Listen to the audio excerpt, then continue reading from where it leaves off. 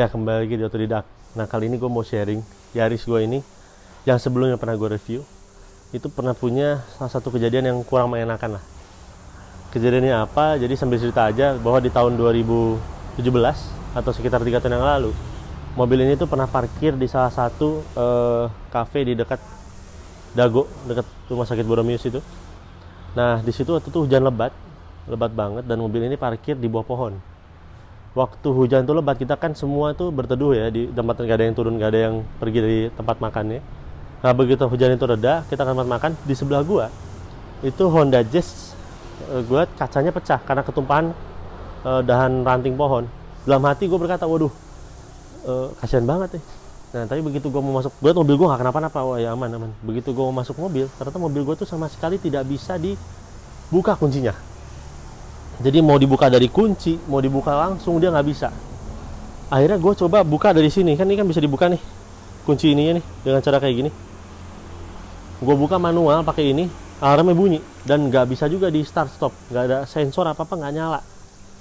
Akhirnya gue nyerah, gue panggil Astra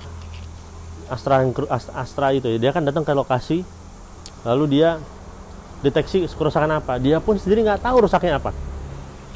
Karena mobil ini matic, disaranin sama dia untuk jangan ditarik tapi digendong, karena kan katanya bahaya transmisi matic itu di bawah jalan walaupun giginya di netral. Akhirnya malamnya mobil ini digendong. Nah pas mobil ini udah digendong malamnya, masuk ke bengkel Toyota Asia Afrika Bandung. Diperiksa seminggu nggak ada hasilnya, cuma ada isu kena ecu kayaknya. Nah cuman ecu itu harus beli dulu baru dicoba. Nah itu yang kita nggak mau waktu itu.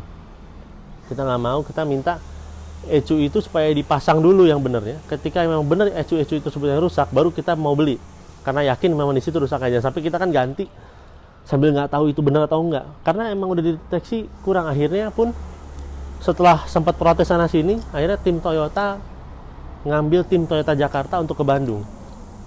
Akhirnya mobil ini diperiksa ulang dan akhirnya ketahuan bahwa ada 3 ecu kalau nggak salah. Ada ecu transmisi, ecu mesin, ecu daerah sini, daerah sensor ABS gitu, sensor yang di speedo, sama ecu mana satu lagi gue lupa. Mungkin nanti gue bisa selipin berapa. Itu total biayanya itu sekitar 50-60 juta untuk benerin ecu itu. Gila gak? Gak kenapa-napa mobil padahal, gara-gara parkir di tengah bawah pohon aja dugaannya. Nah tapi waktu berjalan itu dia ada ini nih bekas kayak gini, kayak bekas kesamber. Ini tuh kalau diperhatiin lebih dalam, ini tuh kayak ada lubang petirnya gitu. Ini kayak kena kesetrum gitu di sini. Kalau dugaan gue ini yang nyebabin dia itu konslet mobil ini. Nah jadi sejak itu dia itu ditaruh di bengkel sekitar berapa lama ya? Itu dari bulan Maret mungkin sampai Juni atau Juli. 4 bulan tuh, lama banget. Mobilnya di bengkel, dan kadang kalau gue servis mobil Toyota yang lain tuh sambil mobilnya di pojok aja dibungkus. Sambil nggak tahu kejelasannya gimana. Karena apa? Karena on the real ecu itu juga bukan barang fast moving. Di Jakarta pun nggak ada barangnya. Jadi barangnya tuh indahnya jauh. Ada yang dari Jepang, ada yang dari Thailand kalau nggak salah. Tapi dipesan langsung sama Astra. Nah akhirnya kita selalu berkontak kan ya, karena jadi kenal sama semuanya, karena ini kan kejadian yang dibilang jarang banget terjadi gitu. Jadi karena jadi kenal semua, jadi kita rajin di kontak progresnya seperti apa. Nah setelah itu mulai itu udah dipasang ecu ini, gue sempat mobilnya udah bisa nyala tapi sensornya masih nyala, udah bisa, mesin udah bisa nyala tapi belum stabil, ada gitu isunya banyak. Jadi akhirnya setelah keluar semua biayanya itu diganti dan benar, baru mobil ini sembuh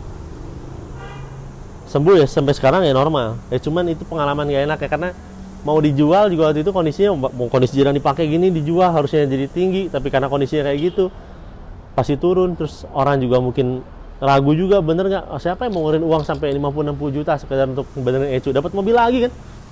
Sampai kita bertanya-tanya berapa sebenarnya sih harga mobil, karena beli Yaris second aja udah itu harga ecu udah hampir setengah harga Yaris second, bahkan bisa lebih dari setengahnya. Jadi itulah pengalaman yang nggak enak selama gue memelihara Yaris.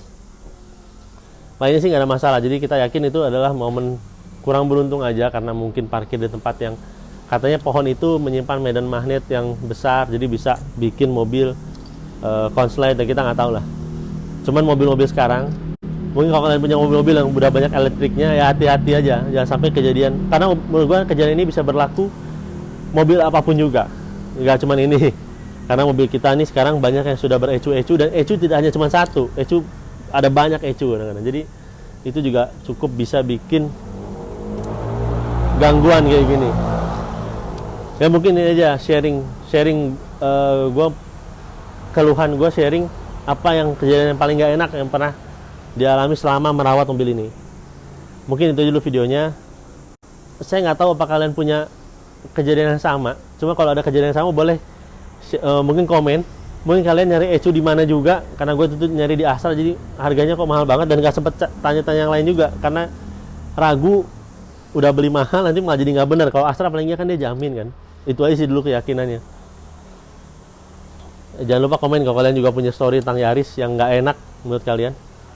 Jangan lupa juga like video ini kalau belum. Jangan lupa juga subscribe ke channel Otodidak. Ya mungkin ini dulu sharingnya. Terima kasih udah nonton. Sampai ketemu lagi di video selanjutnya. Makasih. 3-4 bulan, gue nggak pakai.